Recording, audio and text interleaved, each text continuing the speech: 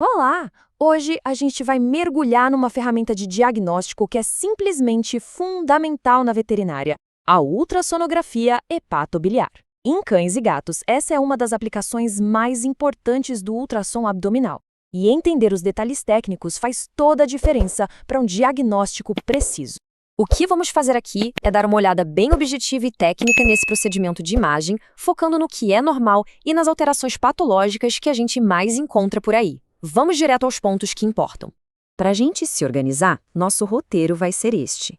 Vamos começar entendendo por que esse exame é tão importante, depois a gente estabelece como é a aparência normal, daí partimos para como avaliar o tamanho e a ecogenicidade e fechamos com um mergulho nas patologias mais comuns da vesícula biliar e do fígado.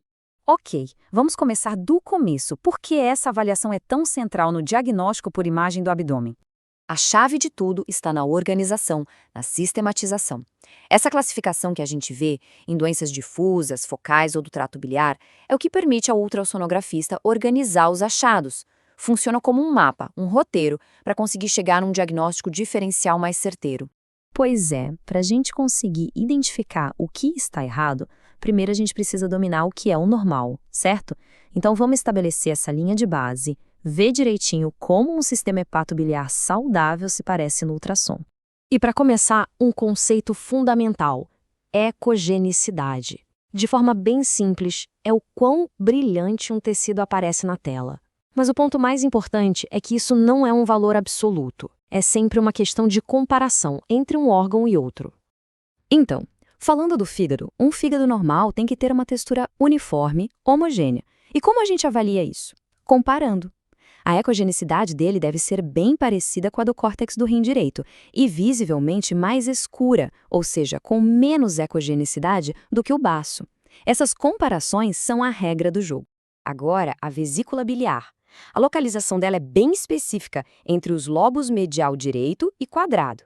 Num animal saudável, a parede dela é uma linha fininha, brilhante, e aqui tem um número mágico para a gente guardar: 1 milímetro. A espessura normal da parede é de 1 milímetro. Certo? Agora que a gente já sabe como é o normal, vamos focar nas duas coisas que a gente mais avalia quando suspeita de algo no fígado: o tamanho e a ecogenicidade dele.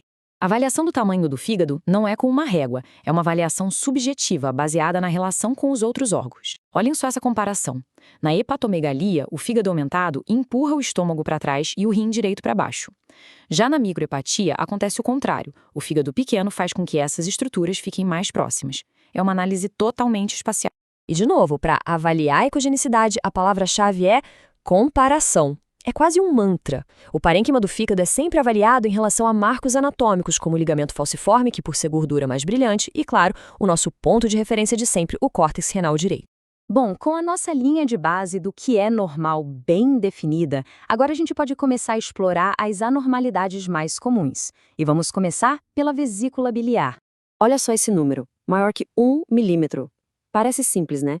Mas ele é um dos indicadores mais diretos e importantes de que alguma coisa pode estar errada com a vesícula biliar. A simplicidade dele é que o torna tão poderoso. Exatamente. Uma parede que mede mais de 1 milímetro já define o espessamento. Só que tem um porém técnico muito importante.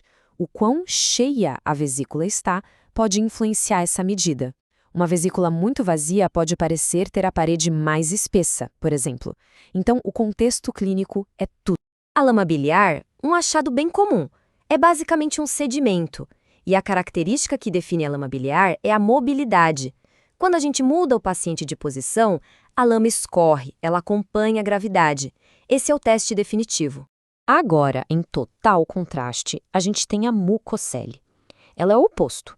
Ela não se mexe, ela não depende da gravidade, é um material bem mais organizado, quase um gel, que fica parado.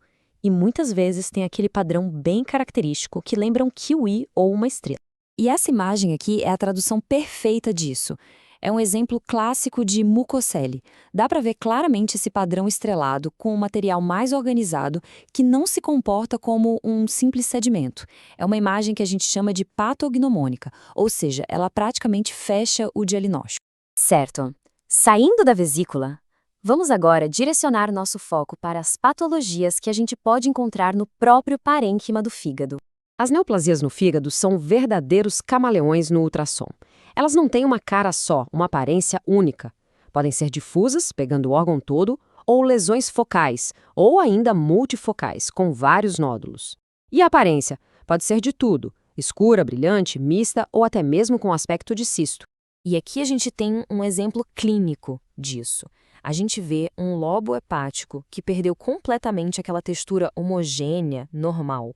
Ele está todo heterogêneo, com áreas que parecem cavidades. Nesse caso, a imagem estava relacionada a um processo neoplásico.